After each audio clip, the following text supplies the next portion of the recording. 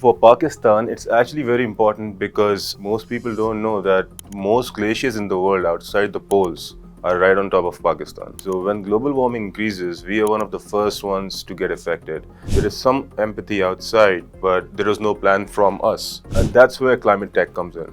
We come in with solutions. We are not on scale. We require funding. This was one of the reasons why we put up a plant in Karachi, because we genuinely believe we can export. We went to COP28 last year. We had contacts from 40 different countries and they wanted to do business with us. So they can obviously, the easy things to do are to give subsidies, to give incentives. An average Pakistani spends about 9,000 rupees a month on petrol. Motorbike user, they spend 9,000 rupees on petrol. Just imagine, and if you switch to electric, they'll end up spending probably 400 to 500 rupees if they switch to electric. If they're using solar, it's free.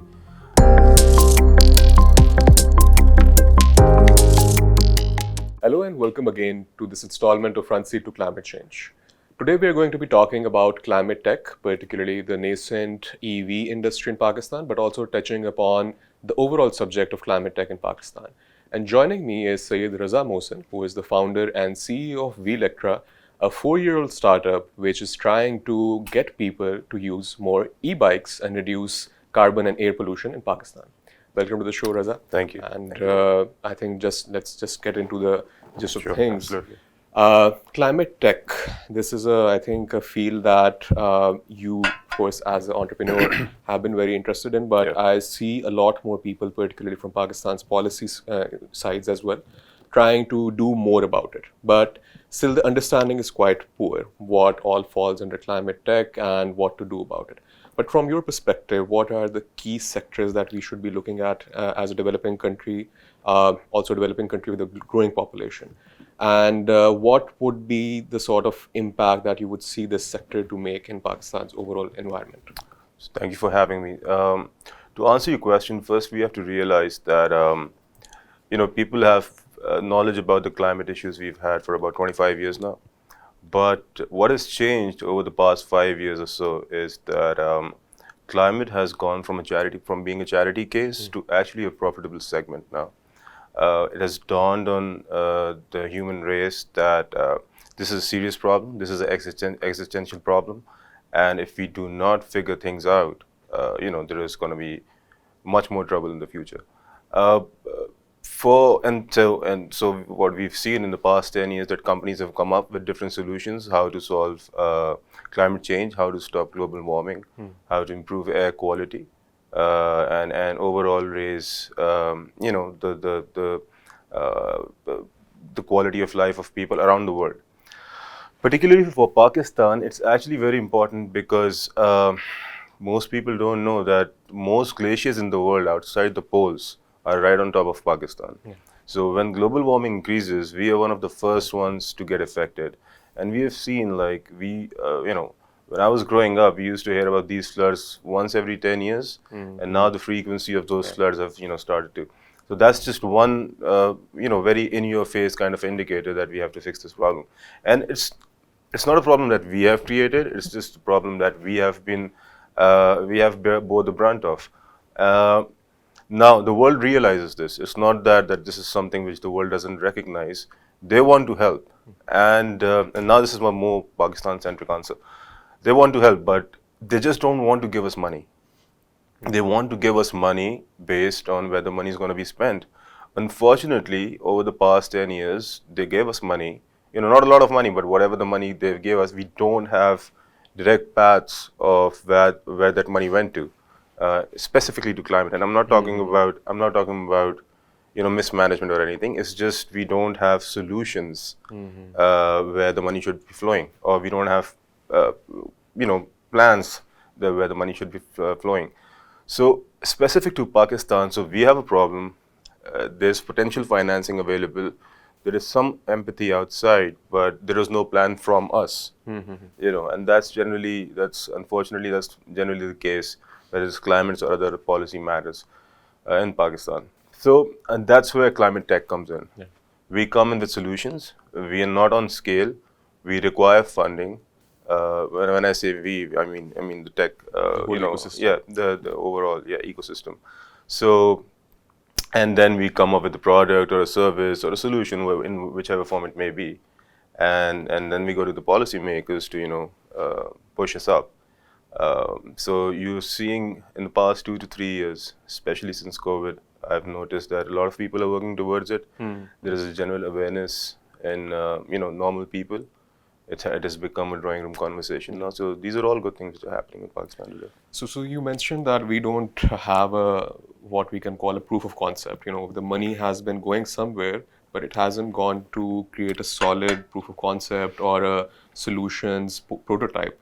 But you as an entrepreneur has been able to do it in the form of Vlectra and its products, which are targeting the transportation sector. Because if from the top of my mind, transportation is the biggest contributor to our GHG emissions as a country and also our air pollution emissions.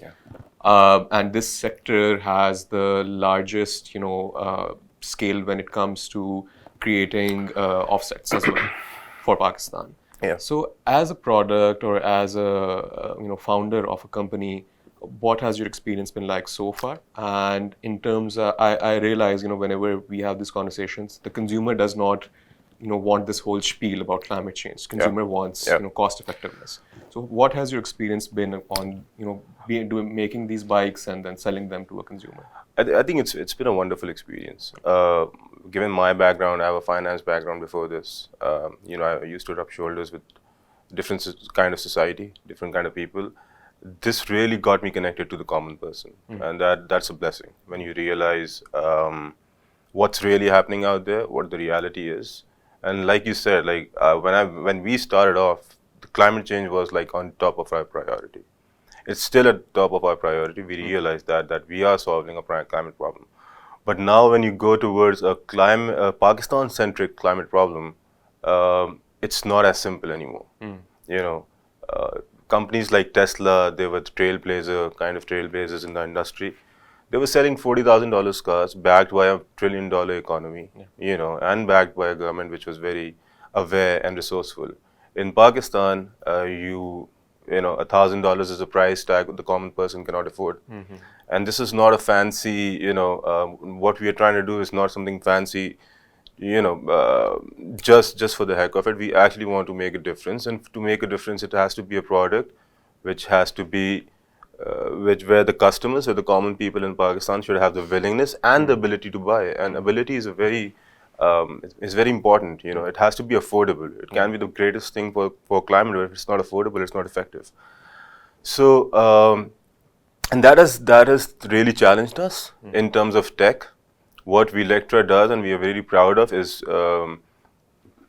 extremely robust product development. We have worked on in-house designs. We have worked on in-house battery tech. We have been listening to our customers, because what happens in Pakistan is you go outside, you get a product, and you try to push it in Pakistan. You try to, and this is not just for motorbikes. It's for cars, for drinks, for FMCG, so anything, clothing.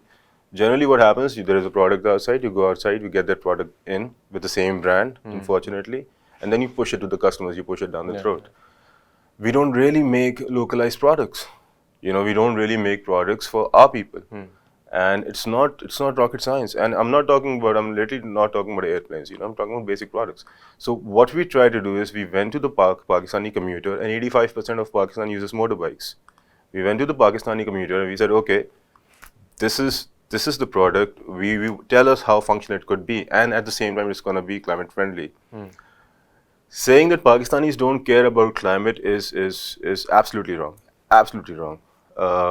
People also say we don't adapt. That's absolutely wrong too. iPhones came out in 2008.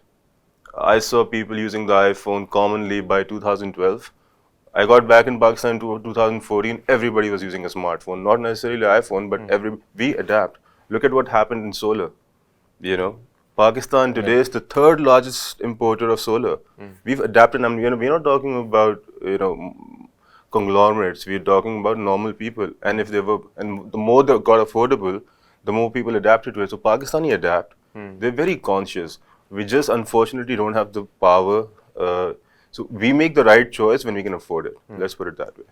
So it's been an extremely multi-dimensional journey for us. We understood how to make a good product, But more than that, we understood how people think, and we're still trying to figure that out. I think to make a successful company, we have to unlock that.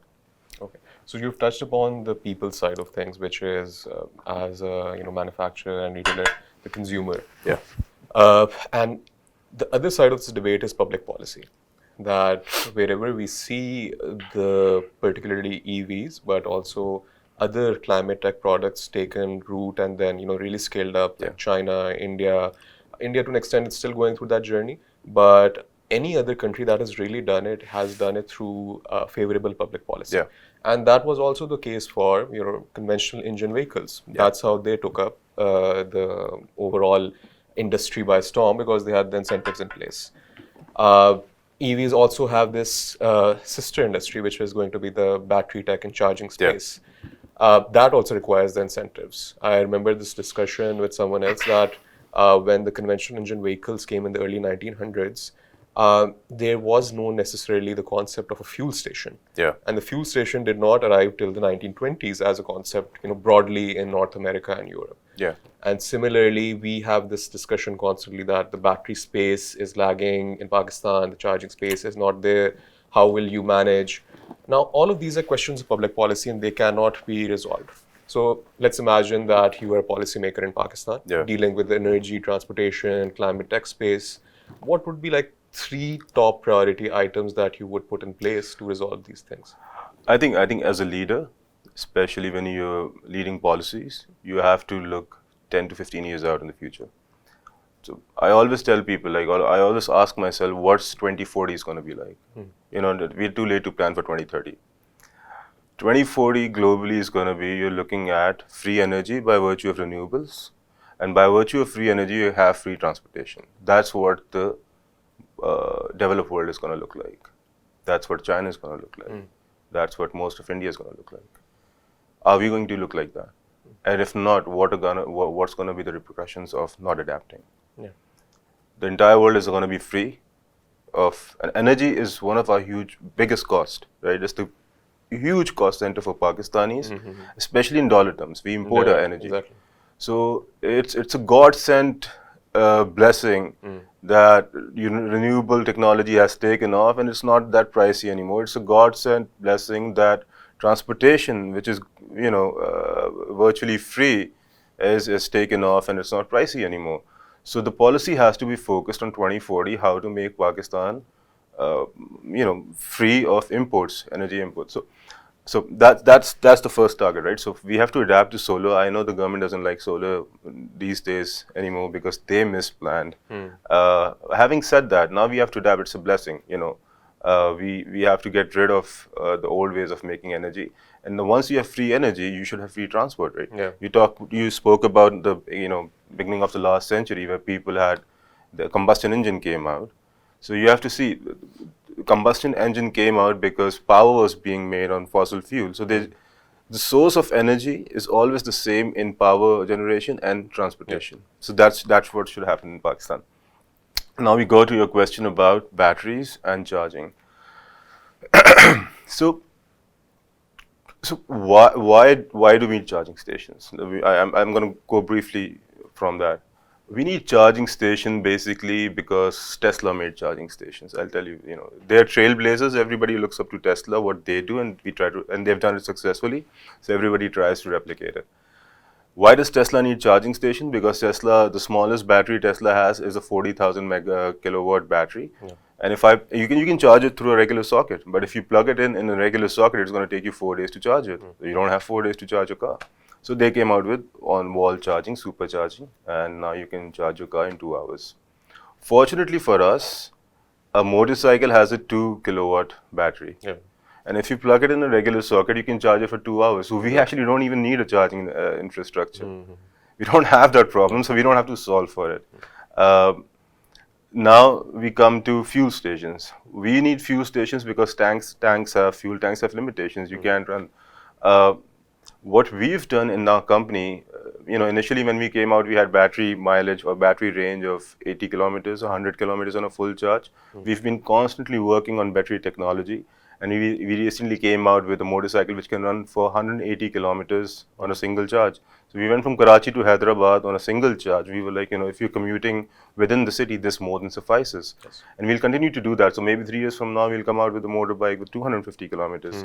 I'll give you an example. When Tesla came out, they came out with 250 miles on a single range. Last year, Lucid came out with 1,000 miles on a single range, rendering all the charging station, irrelevant, because you can basically cut across country with that bike.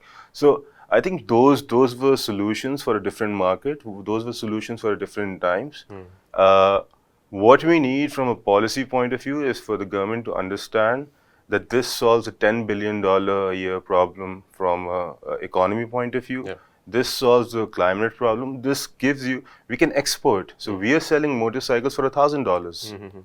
You're selling motorcycles for $1,000 made with lithium batteries. Global standard. My bike, I've exported my bike to the GCC. I've exported my bike to the United States. This could be a huge export industry. The entire industry is in infancy in the whole world, not just in Pakistan. We could be exporting to the Middle East. We could be exporting to Africa. We could be exporting to the West. So they can cultivate. This was one of the reasons why we put up a plant in Karachi, because we genuinely believe we can export. And we went to COP28 last year. We had contacts from 40 different countries, and they wanted to do business with us. So they can obviously, the easy things to do are to give subsidies, to give incentives. Those are the basic things. Like you mentioned, India, they should be giving subsidies. But what we need is for them to realize how important this industry is going to be in 5 years.